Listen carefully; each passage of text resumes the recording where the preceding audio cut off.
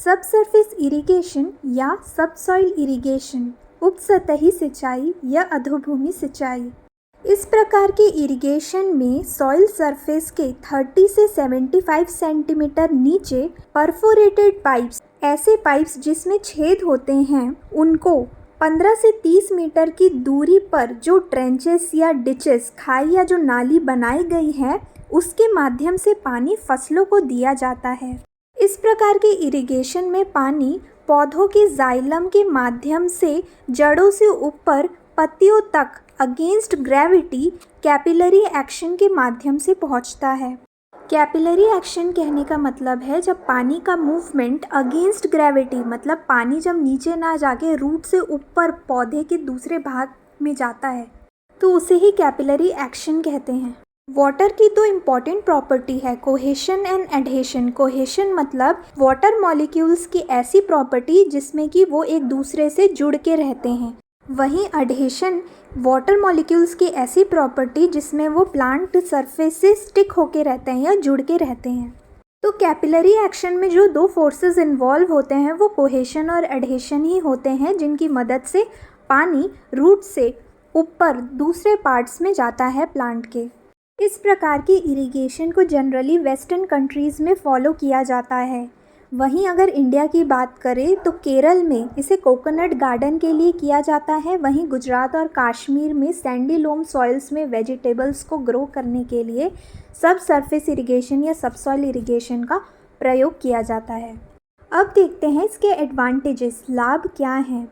First point है less evaporation loss due to dry surface. क्योंकि हमें पता है इस प्रकार के इरिगेशन में हम मिट्टी की सतह के नीचे ट्रेंचेस या खाई बनाते हैं और वहाँ अंडरग्राउंड पाइप को इंस्टॉल करके उसके माध्यम से हम पानी पौधों तक पहुँचाते हैं, जिसकी वजह से नीचे का जो सरफेस है वो गीला रहता है, बट जो ऊपर का जो सरफेस होता है वो ड्राई रहता है, क्योंकि वहाँ हम पाइप्स क्या कर रहे हैं, ऊपर ना लगा के नीचे डाल रहे हैं।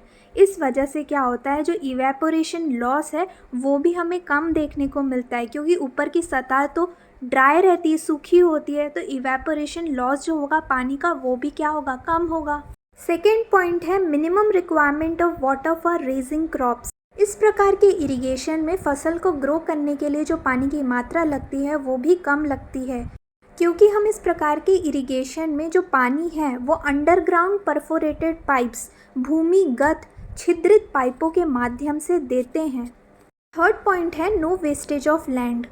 क्योंकि इस प्रकार की इरिगेशन में हम ऊपर की सतह पे तो इरिगेशन सिस्टम का उपयोग कर ही नहीं रहे, हम मिट्टी की सतह के नीचे परफोरेटेड पाइप्स के माध्यम से पानी को देते हैं, तो इस वजह से क्या हो रहा है, तो लैंड का जो वेस्टेज है वो भी इसमें नहीं होता है। फोर्थ पॉइंट है no interference on the movement of farm machinery. क्योंकि इस प्रकार की इरिगेशन में हम मिट्टी की सतह के ऊपर, मतलब सॉइल सरफेस के ऊपर किसी भी प्रकार का इरिगेशन या सिंचाई नहीं कर रहे हैं, हम सॉइल सरफेस के नीचे इरिगेशन या सिंचाई कर रहे हैं। इस वजह से सॉइल सरफेस के ऊपर हम किसी भी प्रकार की फार्म मशीनरी, कृषि उपकरण का उपयोग बिना किसी रुकावट के कर सकते हैं। फिफ्थ पॉइंट है saves both time and labour.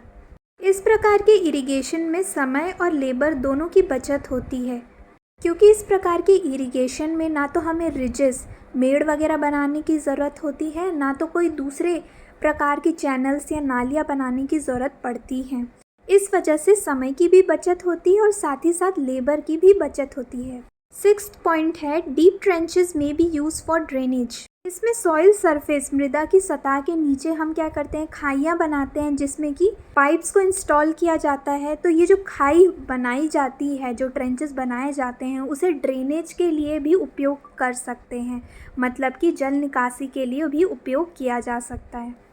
Seventh point है लेस वीड प्रॉब्लम। क्योंकि इस प्रकार की इरिगेशन में जो सिंचाई है, इरिगेशन है, वो सॉइल सरफेस के नीचे अंडरग्राउंड पाइप लाइंस की मदद से किया जाता है, जिस वजह से नीचे की जो मिट्टी होती है वो गीली होती है, पर जो ऊपर की सतह है मिट्टी की वो ड्राई रहती है, वो सूखी होती है, जिस वजह से क्या होता है, जो वीड की जो समस्या होती है वो कम होती है, क्योंकि पानी पर्याप्त मात्रा में ऊपर की सतह में नहीं होगा तो वीड कहाँ से ग्रो करेगा। नेक्स्ट देखते हैं डिसएडवांटेजेस, नुकसान। फर्स्ट पॉइंट है initial instalment cost, operation and maintenance cost are very high.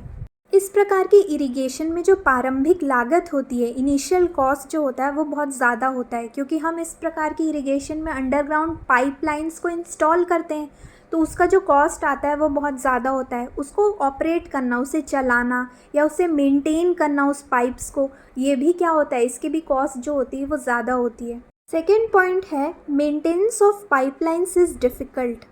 इस प्रकार की इरिगेशन में क्योंकि पाइपलाइंस जो है हमने अंडरग्राउंड इंस्टॉल की हुई है, तो क्या होगा, मेंटेनेंस हम उसका ठीक से नहीं कर पाते हैं। अगर वो किसी प्रकार का उसमें दिक्कत आ रहा है पाइप में, या फिर वो किसी प्रकार की उसमें चोकिंग हो गई है, पानी ठीक से जा नहीं रहा है, तो उस प्रकार से हमें क्या करना पड़ेगा, पूरा फिर से उसे निकालना पड़ेगा बाहर, ठीक है। पर वहीं अगर सरफेस में पाइप्स होती तो हम उसको ईजिली क्या कर सकते हैं, मेंटेन कर पाते या ठीक कर पाते।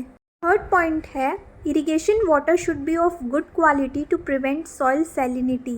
इस प्रकार की इरिगेशन में हमें बहुत ज़्यादा ध्यान देना पड़ता है कि जो इरिगेशन वाटर है, जो सिंचाई के लिए पानी का उपयोग किया जा रहा है, वो अच्छी क्वालिटी का हो, क्योंकि अगर ऐसा नहीं होगा तो इससे सॉइल सैलिनिटी की प्रॉब्लम बढ़ जाएगी। तो उसे रोकने के लिए, मतलब कि मिट्टी में नमक की मात्रा को कम करने के लिए इरिगेशन वाटर, सिंचाई के पानी का अच्छी क्वालिटी का होना आवश्यक है। Fourth point is possibility of choking of the pipes. क्योंकि इस प्रकार की इरिगेशन में जो पाइप्स है वो अंडरग्राउंड, भूमि के अंदर इंस्टॉल की गई है, जिस वजह से क्या होता है, कई बार पाइप्स में चोकिंग हो जाती है। वो किसी भी वजह से हो सकती है, चाहे वो पौधों की जड़ों की वजह से हो, या फिर इरिगेशन वाटर, जो सिंचाई का पानी है, अगर वो अच्छा नहीं होगा, अच्छी क्वालिटी का नहीं होगा, तो कई बार सॉल्ट्स वगैरह जम जाते हैं, तो इस वजह से भी क्या होता है, पाइप चोक हो जाता है। Fifth point is danger of water logging. अगर ड्रेनेज, मतलब जल निकासी ठीक तरीके से नहीं हो पा रहा है, या फिर जो वाटर टेबल जितना मेंटेन रहना चाहिए उससे वो ज़्यादा हो जाता है, तो इस वजह से क्या होता है, वाटर लॉगिंग की समस्या पैदा हो जाती है।